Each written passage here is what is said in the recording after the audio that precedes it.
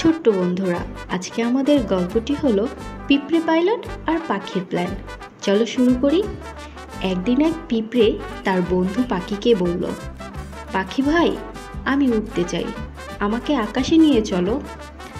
পাখি হেসে বলল, তুমি তো ছোট, উঠতে পারো না, পড়ে গেলে তো একেবারে মাটিতে ধপাস। পিঁপড়ে বলল, চিন্তা করো না, আমি আমার পাখা বানিয়েছি পাতার টুকরো দিয়ে, আজ আমি পিঁপড়ে পাইলট। পাখি তো অবাক, ওরে বাবা, তাহলে চলো দেখি কি হয়। পিঁপড়ে উঠে পড়লো একটা ছোট পাতার বিমানে।